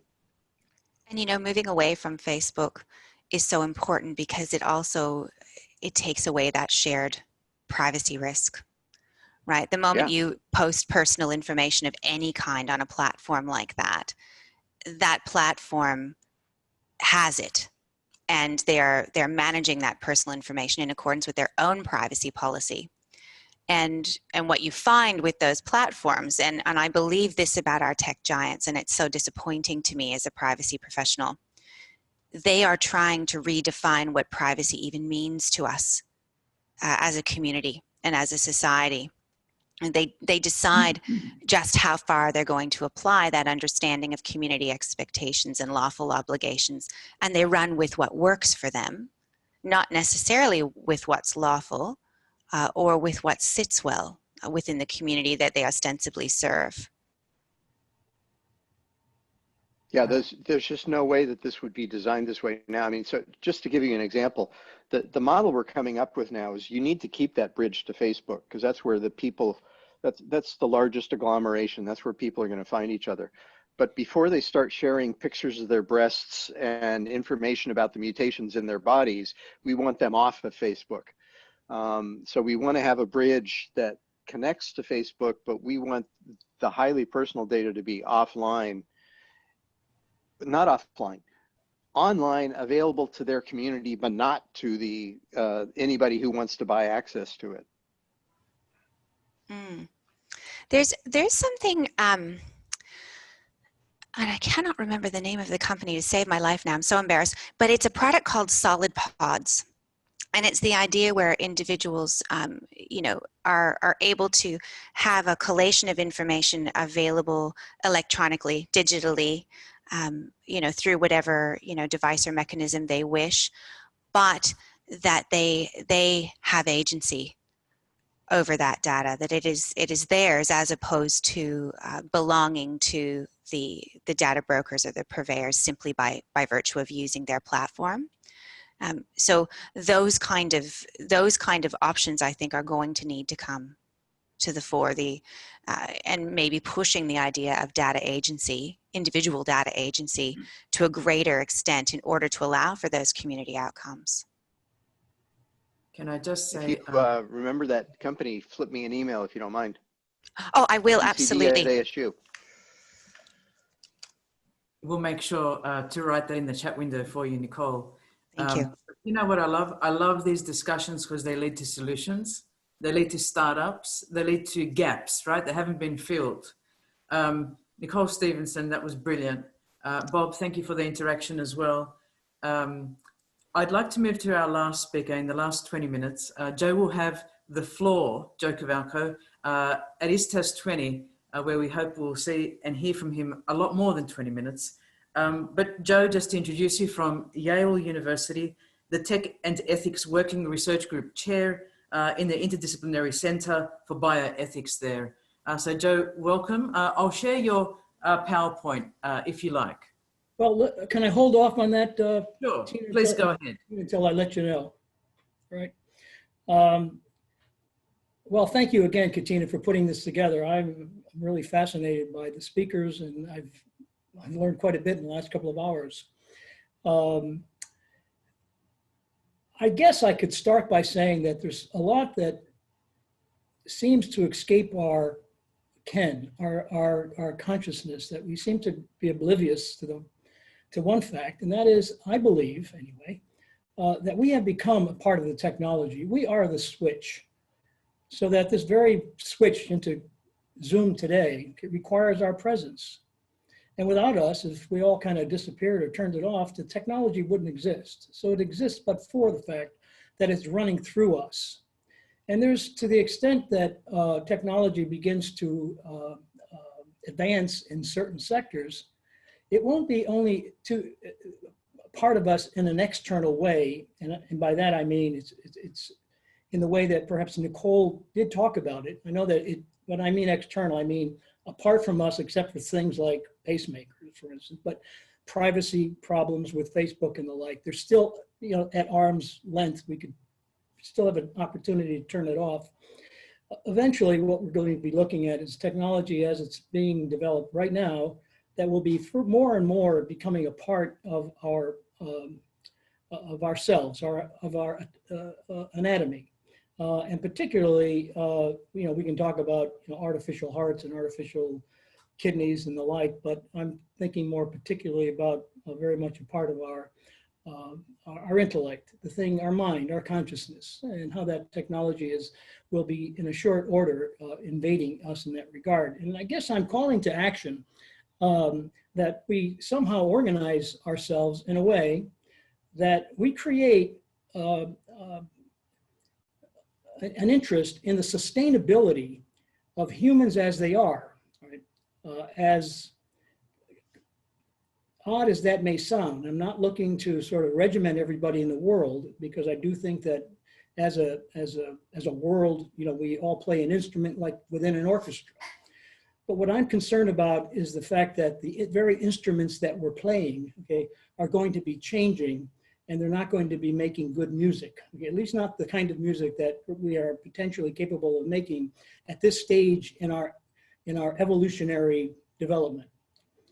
Humans, since discovering how to start fires, have used them to advance civilization, but rarely have they considered the unintended consequences. And as I began to say, sometimes we don't see the obvious. The developers of the combustion engine, which is really an explosive fire used to turn a crank, never imagined that that engine would somehow and someday effectively take our planet to its knees. We're looking at climate change, and a climate change that's a consequence of burning fossil fuel. But we really didn't see that, okay? And we didn't see that certainly in the 1800s. Scientists in the early 20th century, the celebrated E = mc², right, in hand, did not envision the devastation of Hiroshima. I think it was 75 years ago this month. Nuclear weapons in the wrong hands can threaten life on the planet. And I thought a lot about that because as a young man for about 4 or 5 years of my life, I stood about 6 feet, okay, from thermonuclear weapons on a daily basis. And it just never occurred to me then, okay, what it was, okay, that I was so close to. Could I have done anything about it? No. Why? Because the power for controlling that technology at that time was in the hands of the powerful. It still is. And when I speak about this business of our anatomy changing as a consequence of technology, perhaps there is some power in the powerful, but I do think that we still have the opportunity to assert ourselves, right, and to get into some sort of organized form so that we could ensure the sustainability of humans as they are, so that we don't get so far from where we are that we are more a part of technology than we are. We have our feet in the ocean and we're just going to keep walking into it, okay, if we're not careful. So AI in today's world, though, is the analog of fire. And when we consider artificial intelligence, especially dual use brain technology, which is going on right now, they're looking at and they're beginning to figure out how it is that our memory works, and they're developing products that could interface directly, you know, with the hippocampus, for instance, to improve our memory. They're dual use technologies because the military is very much interested in this and they're funding it. And we have the biotechnologies where, again, sort of dual use because there's many neuroscientists that are looking to see what causes schizophrenia and other mental illnesses and diseases. But at the same time, they're also locating the reservoir of where our very intelligence is coming from. For instance, the CCR5 gene, okay, which was manipulated by someone 2 years ago to create twins of a certain kind immune from the HIV virus, they were putzing around with the CCR5 gene, which has some implication with respect to our intelligence. So they have identified some genes that have a bearing on our intelligence. And to the extent that we could understand what they are, we will then, or someone will, begin to sell these products, I guess, if you want to think about them that way. Now, many have tried to game out the system as to what the future holds for humanity, the assumption being that the rules we apply in moving the pieces on the world stage today will be the same rules of tomorrow. But to the degree that we become the technology itself, the rules are going to change. We are going to be espousing rules that are essentially invented by the technology itself, if we're not already doing that. So we will, you know, in the future, these analogous rules related to humanity will be embedded. And I think at least what we can say today, and it may not be true in the future, is that to a large extent, our embedded intellect, our embedded humanity, let's put it that way, maybe partly intellect, is really based in our creativity. That's where we reach, okay, when we're looking for solutions. So to the extent that creativity itself, some point or another, begins to be supplanted by AI, and they're again doing a good job in that respect, we stand to lose that facility. Right? So by definition, no hard and fast rules exist. All right, we are an inventive species, and assumptions about how humanity negotiates technology today will cease to be relevant, perhaps in the future, because technology is running at an exponential track, and unless we sort of get in front of it, we're going to be swept up, okay, in the storm. If we were to stand back in some omniscient position, one might imagine something in the future as being quite chaotic or unrecognizable by today's lights, okay, and who we are and how we lived in a world, okay, where we were not the technology itself.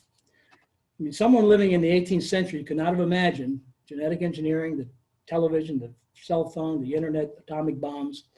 So I'm fascinated by whether or not there might exist some underlying ethic today, now that we're not in the 18th century, where we can define or somehow discover something about our essence that we could we could preserve. And then the question is, how do you do that? I mean, through what organs of government or institutions can we preserve those things? You know, what power do we have as we the people? There are scholars and practitioners out there that are developing machinery, robotics that have, you know, machine ethics built into it. I think Dr. Abbas talked about that in effect, and that's great, right? But the fact is that, again, you can imagine that the technology that's actually being used to develop the principles for that morality or that ethical principle will change depending on the technology itself. And it may come a time when the AI decides that, no, I don't like that rule, I'm going to change the rule. And we don't have enough time to get into all of the different permutations as to how that might occur. So what we need today, of course, are ideas, universal ideas, ideas which will keep us members of the orchestra, essentially, but recognize the fact that we have to do something in order to sustain us as humans as we are. So I'm particularly concerned, I guess, with the amplification of intelligence brought about through genetic engineering. You can imagine that as one of us or many of us become more intelligent, that we will find ways to become more intelligent. It's what they call positive feedback.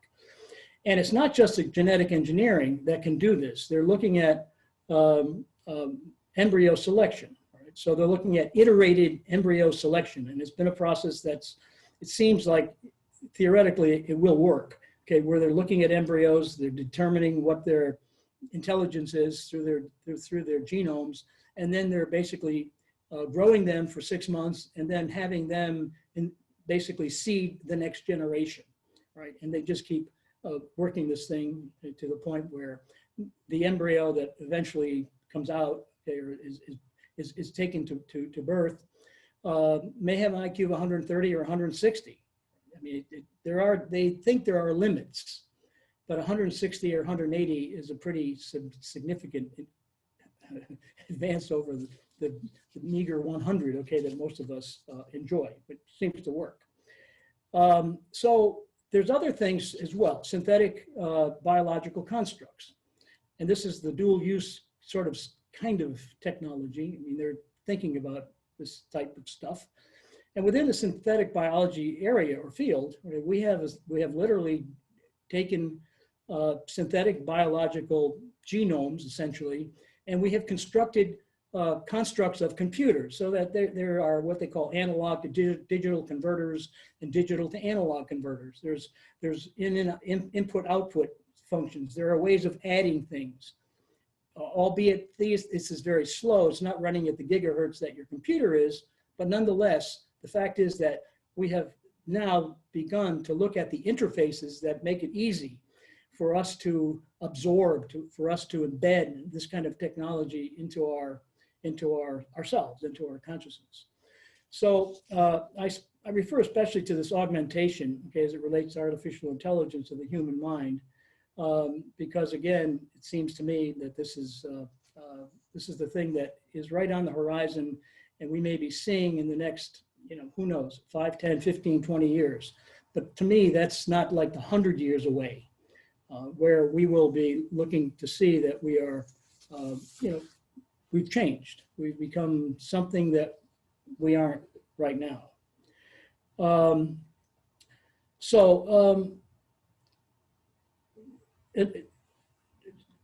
Katina, let me ask you to put that slide up there so I can sort of move this along a little bit.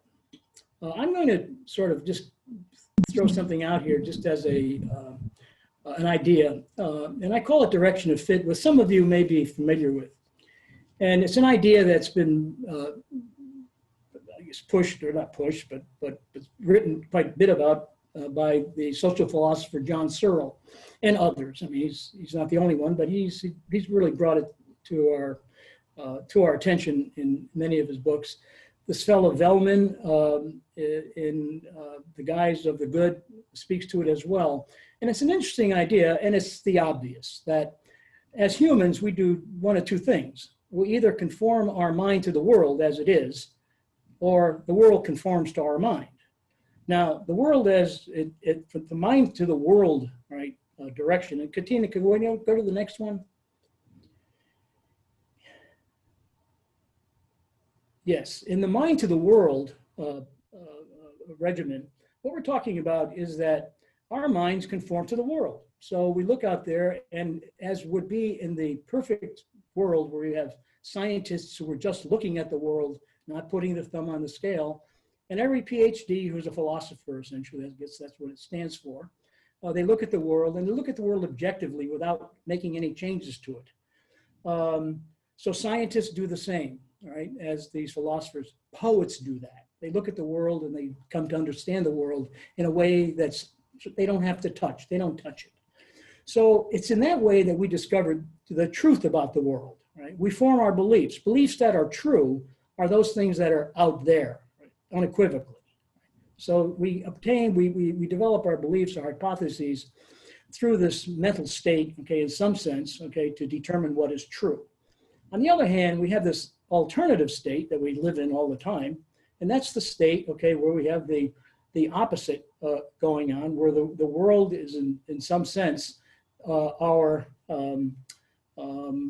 sort of our playground, all right? And so we have these desires, we have these wants, right? And what we do is we go out there, we change the world.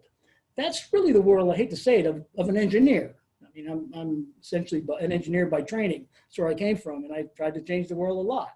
And I guess I'd hate to take the playground away from them. But we do have these 2 points of view.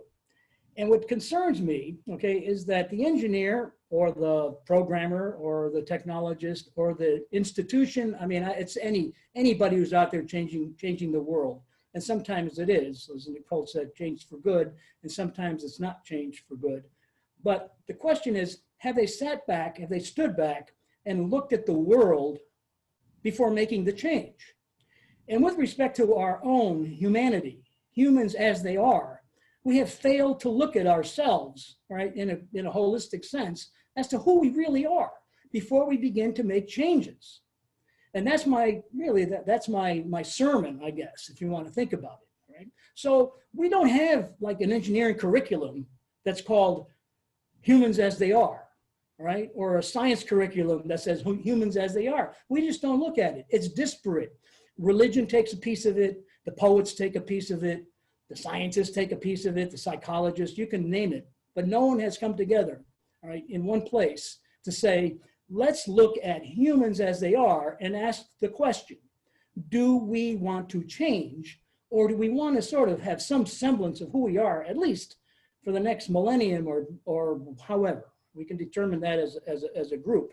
But I go back to this whole idea of orchestration. We are an orchestra. We have been an orchestra for 350,000 years. I'd hate to see the tune change in the next 20 or 30 or 40. I want to keep the tune pretty much the same for me, my grandkids, the people that follow. I know that there's a lot to be said. I mean, there's a lot of improvement we could make, starting with your speaker.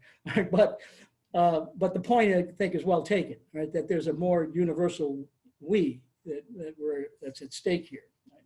So we fail to see the world as an object to be sustained and preserved with respect to ourselves. We see it more as a tool, a resource to manipulate it, to be manipulated. Facebook, they have that, they have us down pat. Yeah, thank you, Katina, for throwing that up there. So we fail to employ this thinking of mind to world, direction of fit, right, and world to mind. But I do think that it's an interesting idea, one that I think, I mean, I certainly believe in, and it's a philosophical one that I think you can apply some rigor to.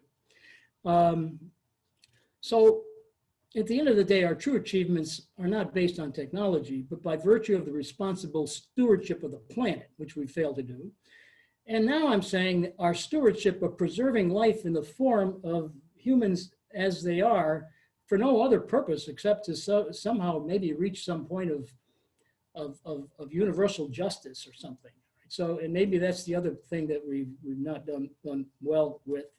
But we have a way to go before we begin changing ourselves. So I'm saying that if through some common neglect, we irreversibly apply some harmful technology to ourselves, we will destroy any semblance of a moral legacy for the future of humanity. Those in the positions of power, whether the power comes from educational institutions, the pen, the pulpit, the purse, politics, we need to organize the future welfare of the planet and humanity as we know it.